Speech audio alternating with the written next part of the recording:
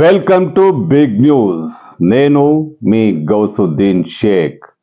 ఉన్నదే రాస్తా, చూసిందే చెప్తా.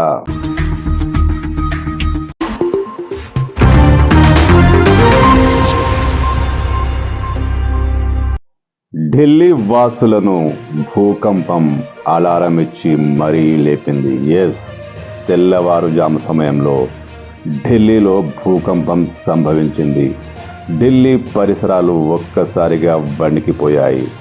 ఢిల్లీతో పాటు నోయిడా, గుర్గాం తదితర ప్రాంతాల్లో ఒక్కసారిగా ప్రకంపనలు వచ్చాయి. జనం భయంతో పరుగులు తీశారు. నిద్రలోంచి లేవక ముందే భూకంపం అలారం ఇచ్చి మరీ నిద్ర లేపింది. జనం ఒక్కసారిగా భయకంపితులయ్యారు. రిక్టర్ స్కేల్పై భూకంపం 5గా నమోదైంది.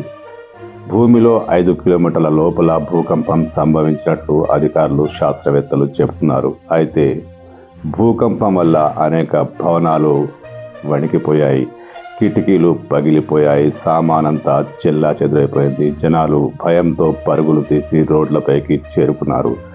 ఏం జరుగుతుందో తెలియక జనం భయాందోళనకు గురయ్యారు. ఈ భూకంపం ఎంతటితో ఆగుతుందా, మళ్ళీ ప్రకంపనలు వస్తాయా అంటూ జనం ఒక్కసారిగా బెంబెలెత్తిపోయారు.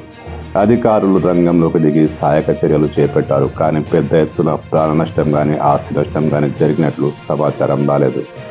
మరోవైపు ప్రధానమంత్రి మోదీ భూకంప పట్ల అప్రమత్తంగా ఉండాలంటూ ప్రకటించారు. స్థానిక ప్రభుత్వ యంత్రాంగం ఎక్కడెక్కడ నష్టం జరిగింది, ఏం జరిగిందనే విషయం ఆరా తీస్తోంది. అయితే ఈ భూకంపం వణికించింది, భయపెట్టింది, కానీ పెద్దగా నష్టానికి కారణం కాలేదు. ఎక్కడా ప్రాణ నష్టం జరిగినట్లు సమాచారం రాలేదు. ఢిల్లీ సురక్షితంగానే ఉంది. కానీ తెల్లవారుజామున అందరూ గాఢ నిద్రలో ఉన్న సమయంలో ఒక్కసారిగా ప్రకంపనలు రావడంతో, సామానంతా చెల్లా చెదురు పడిపోవడంతో జనం ఒక్కసారిగా భయపడిపోయారు, పరుగులు తీశారు. అయినప్పటికీ ఢిల్లీ సురక్షితంగా ఉంది. ఇది శుభమైన వార్త.